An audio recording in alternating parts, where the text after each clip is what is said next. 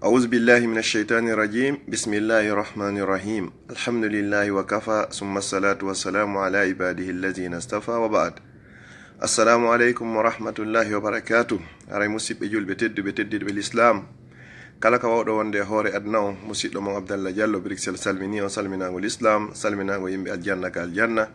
yo Allah waɗan kala julɗo heƴitiɗo nde yewtere ɗo e feƴƴu nde yewtere ɗo jeyaaɗo yimɓe aljanna.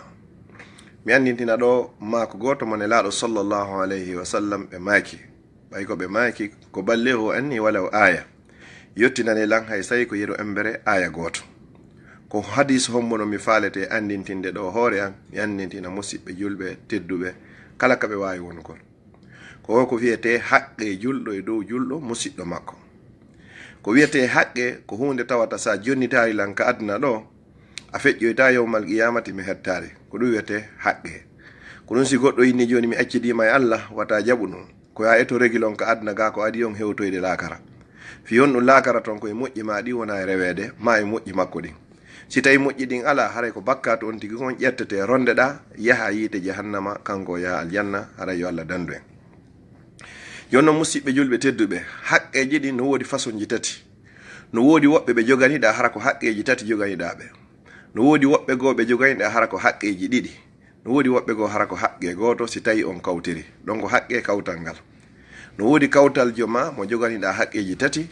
No woodi kawtal joma mo joganiɗa haqqeji ɗiɗi. No woodi kawtal joma mo joganiɗa haqqe goto. Jonnon mi fuɗɗora kawtal joma mo joganiɗa haqqe goto on ɗum ko sa kawtidi e kefeero. Hara ko kefeero woni ko kawtiduɗa on a jonnitay mo haqqe goto ko ɗum woni haqqe kawtal ngal. Kawtal joma mo joganiɗa haqqeji ɗin ɗiɗi ko kawtal joma hara ko julɗo.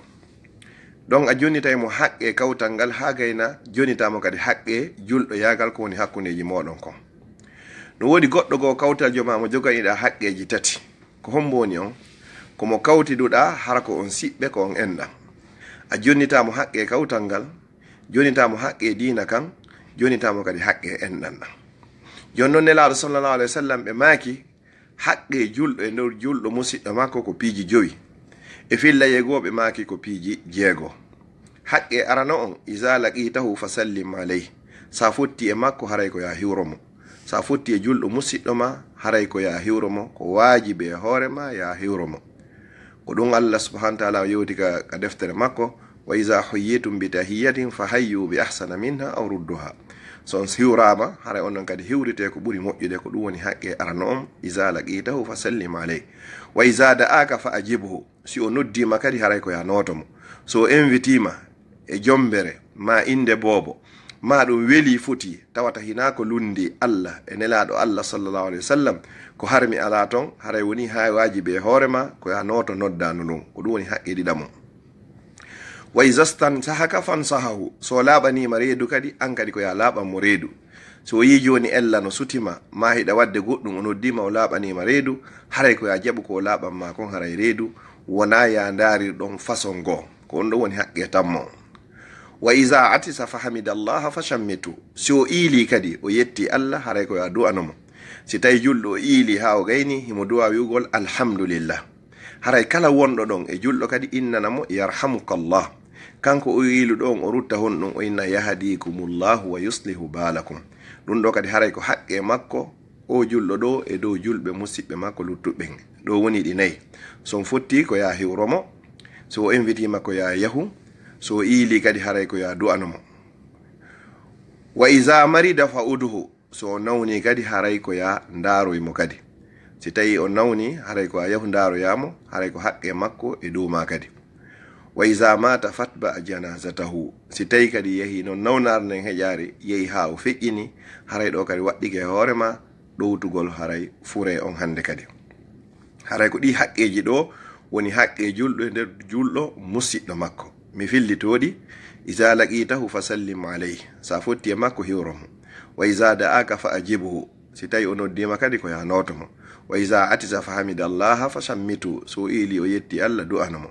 wa iza marida fa uduhu so ndaro so nawni kadi ko ya ndaroymo wa iza mata fatba janazatahu so maayi kadi ko ya ɗowtu fure makko on 6 ɓum ɗum wa iza stansahaka fansahahu so laaɓanima reedu haray angay ko ya laaɓanmo reedu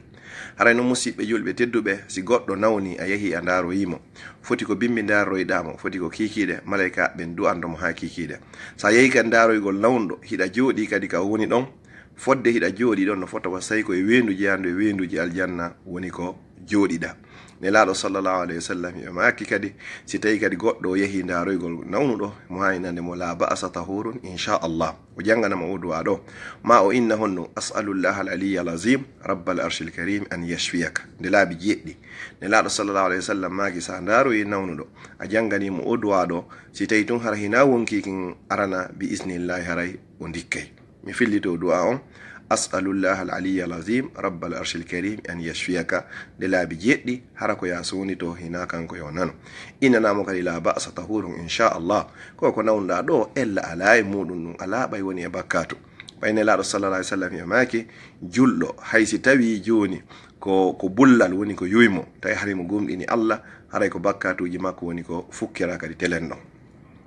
si ɗum ɗon feƴƴi kadi invitugol musidɗo ma julɗo haray ɗum kano tawa e teddungal jiɗin kadi hay si tawi hina dennabo hina peera defa ñameteji moƴƴi yeɗɗuɗi invita julɓe haray tigi tigi on ɓe ñama ɓe wannama du'a ɗum haray hino moƴƴi nelaɗo sa sallam maki la to sahibu illa mu'minan wata wondu sina e gomɗinɗo wala yakulu ta'amaka illa taqi wata jaɓu kadi ñama ñamete ma on sina aden hulowo Allah sa heeɓi sifa ɓeeɗo haray ko ya moƴƴinan ɓe ñameteji ɓe ñama ɓe du'o fiyonno ñameteji ɗin ɗi yehi kadi hana kadi hani yahugol ɗon nelaɗo sallallahu alaihi wasallam maki khairu sadaqa ko ɓuri moƴƴude sadaka fo an tutmi a jaa'i an ko nde ñamminɗa weelaɗo kala kadi ñamminɗo weelaɗo Allah ñamminoyemo dinɗe ɗen ka aljanna kala yarnuɗo kay ɗonɗa ɗo Allah on yarnoyemo nde ɓeere wiyetede rahigul maktumu haray ka nder aljanna haray musidɓe julɓe tedduɓe ɗi haqqeji ɗo mo beyo e to reena ɗi ayna ɗi kadi totta ɗi kadi e hoore julɗo musidɗo makko on o jonnitiramo ɗi haray no haniri noon kadi sina ɗum ɗo sa jonnitanimo ɗi ka aduna ɗo a feƴƴoyta yawmal qiyamati hara tigi tigi on o hettari haray noon koko yowdiri fiika iilugol nayen ƴettu ko portoɓe wiyata kon haray ate souhait ko faalaɗa ko la si goɗɗo iili yo andu wonki kinki dilli taw haray siki artiɗon ɗa hani innugol alhamdulillah mi yetti Allah o dilliɗo ku wonki hon hawgayni mi yilti fawf o artiri kon kadi ara inna alhamdulillah o da inna ma yarhamukallah yo Allah yurmema wa inna yahdikumullahu wa yuslihu balakum haray ko ɗum ɗo woni ko hani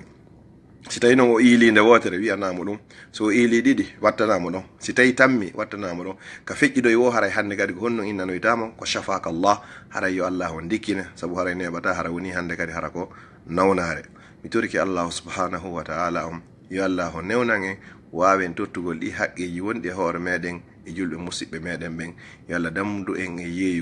yeebugol haqqeji goɗɗo yo Allah dandu en kadi haqqeji men ɗin kadi ɗi yeebede mi toriki subhanahu wa ta'ala yo Allah on wurnu tabintina o laawol kisal yo Allah waɗumo laawol hisuɗo e kala wonɓe ton ɓen kadi aqulu qawli hadha wa astaghfirullah li wa lakum fastaghfiruhu innahu huwal ghafurur rahim wassalamu aleykum wa rahmatullahi wa barakatuh kala feƴƴinoyɗo nde yewtere ɗo wata Allah yoɓirmo si wona natal aljanna yo Allah ittanmo andeji e sohlaji kala ko jogi kala baraji ko heeɓi nder toon yo Allah kafindin en fof e muɗum yo Allah dandin en shirkangol Allah hara hiɗen andi yo Allah dandin en shirkangol mo kadi hara en anda wassalamu aleykum wa rahmatullahi wa barakatuh